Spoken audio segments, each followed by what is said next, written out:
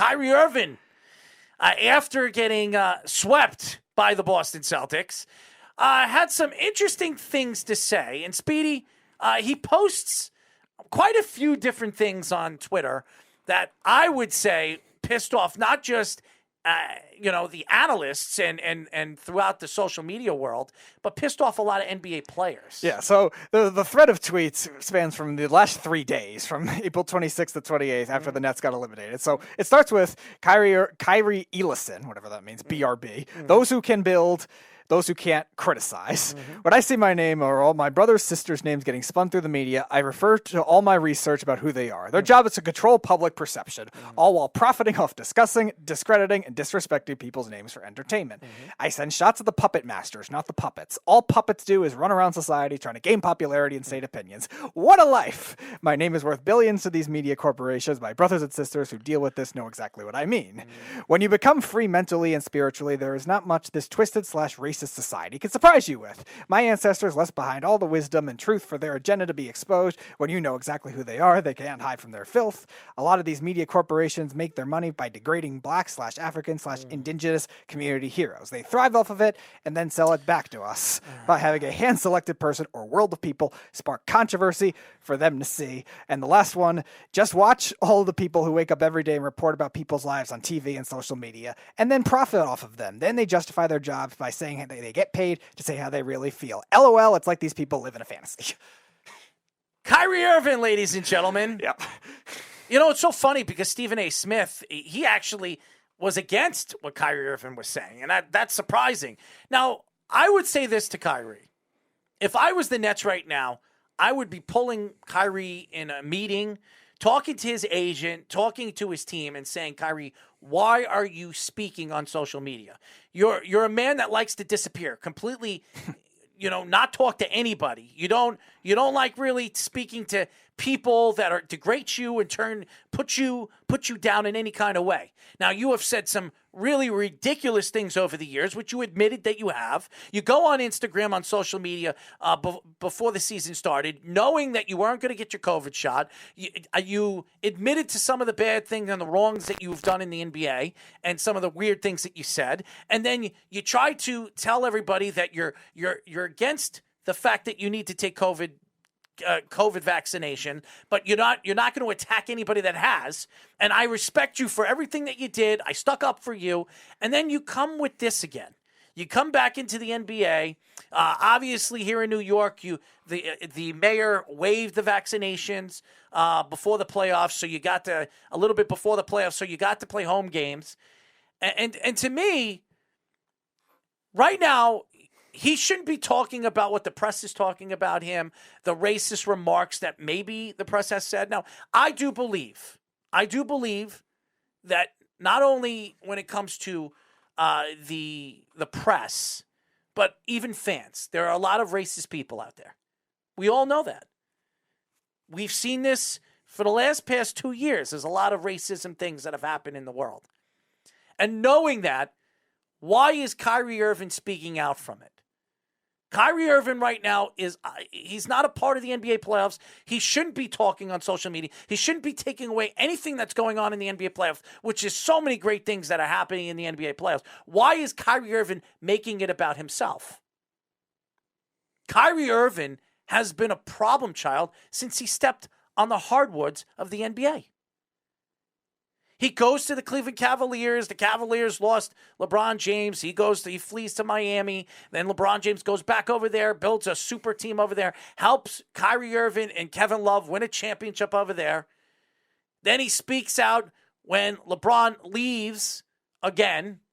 I'm sorry, not when LeBron leaves. When he leaves and goes to the Celtics, saying that he apologizes that he didn't realize how important LeBron James was to the Cleveland Cavaliers in leadership, because now that he became the leader of the Celtics, he didn't realize that there was more pressure on him to win championships over there, being that he was the guy, than when LeBron James was there, and he was there causing problems with LeBron James because he realized that LeBron James was the guy and he wasn't. Kyrie Irving has been nothing but a problem child. And if I was the Brooklyn Nets right now, being that they waived that extension after the whole COVID situation, I would really think hard and deep if I want to sign Kyrie Irving. Because if you sign Kyrie Irving to that 3 or 4 year extension, you're going to have to deal with his antics. Now, is it going to change Kevin Durant? Now, Kevin Durant can opt out of his contract in the offseason. Right. He can. He has an opt-out clause this year. He's got 3 years left on his contract. He can opt out this year. Will he? I don't know. But if I was the Nets right now, I would do everything and anything on trying to trade Kyrie Irving, either to bring a piece in. Maybe you could trade him for Donovan Mitchell. I don't know if Utah's going to do it. Mm-hmm. But remember, Dwayne Wade is a partial owner over there in Utah. Yep. So Kyrie Irving, he knows Kyrie Irving. He's friends with Kyrie Irving. I could see a better opportunity of bringing Kyrie Irving in there for any of the Knicks players that the Knicks are going to offer to Utah. That's fair.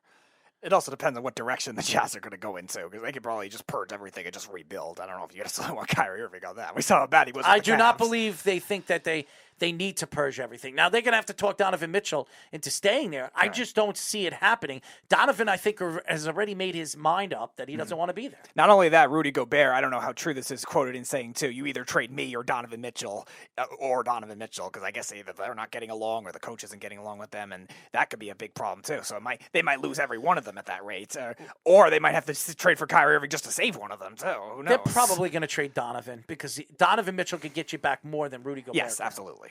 So, and I think with the way the NBA works and the way you want to rebuild with future draft picks and obviously maybe players right now that a team has, like the Knicks, where you have young players that can go on that Utah Jazz team and help them win now. Right. You know what I mean? Or help them build to win now. Yeah, they're stuck in a weird place because they have talent. It just, most of it is older, and also they don't really have the luxury destination luxury that LA City would, or Miami would. Even some of these southern markets too, Phoenix and Memphis, markets like that are bigger name cities or warm weather climates. Utah doesn't have that kind of leverage either, so they're probably going to have to rebuild the normal way, the building up through the draft type way, and they're going to need every bit of that. So Donovan Mitchell, likely would be that kind of thing that have to do that, because as good as Gobert is, he's been a 3-time defensive player of the year, very good shot blocker, stuff like that.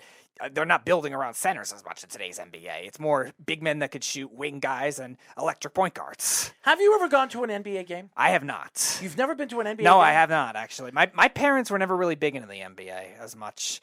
I've gone to NFL, other 3 sports, baseball a lot, and then some NHL, some NFL. Well, NBA fans are crazy. They're even probably more crazier than NHL fans or baseball fans.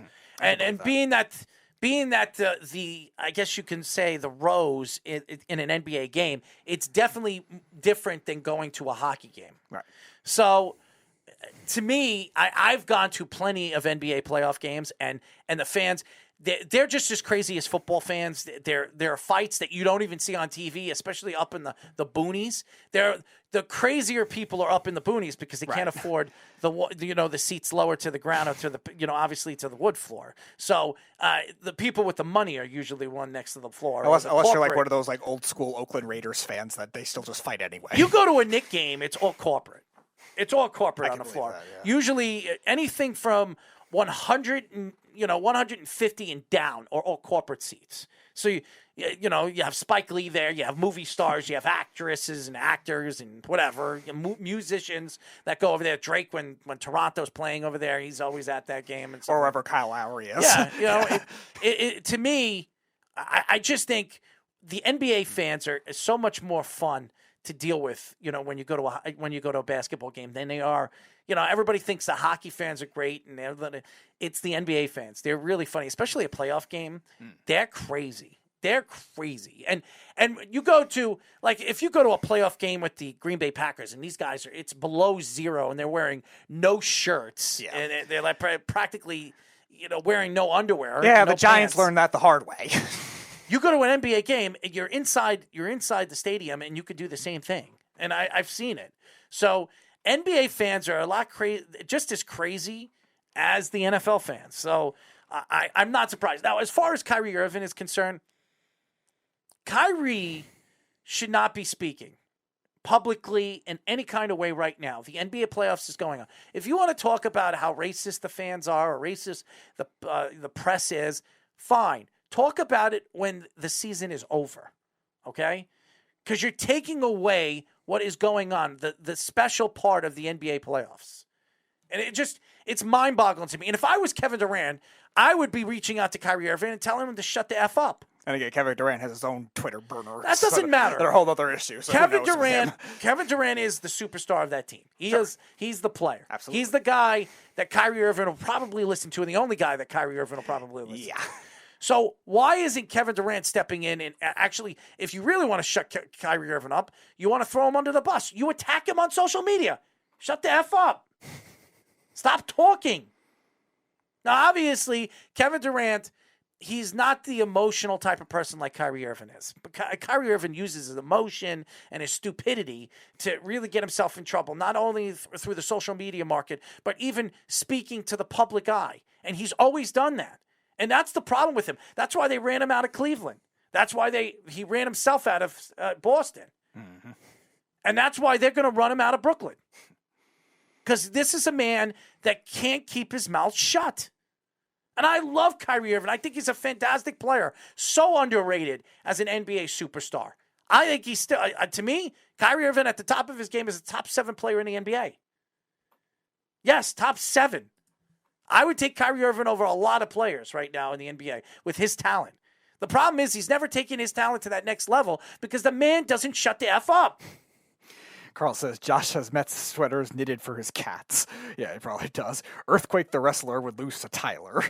Doesn't Kyrie forget he played with a college with the name Devil attached? He can't talk about purity of his character like he was referencing here and be attached to Devil's references. What a clown. Kyrie is like that dinosaur from Jurassic Park that shoots venom at you to blind you. Oh, wait. Kyrie doesn't believe in them.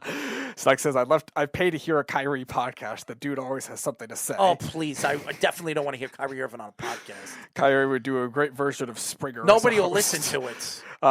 What? Come on, Speedy, get to a Except game. Snug. Speedy needs to get to a game, be behind the basket, counting down Giannis's free throw clock. I like Giannis, Carl. I wouldn't do that.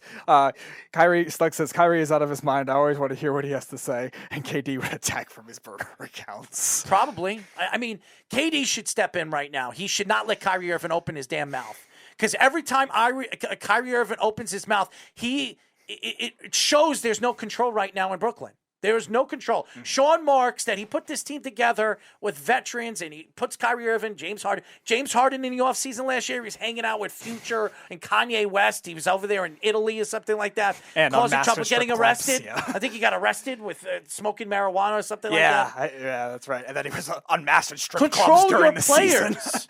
Control your players. Why is this a problem? I would have never thought that the Knicks are more controlling over their players than the Brooklyn Nets are. Mm-hmm. I mean, who would have thought that? James Dolan owning the team. Who would have thought that the Knicks wouldn't be in the tabloids being laughed at and being a laughingstock of the NBA? It's the Brooklyn Nets.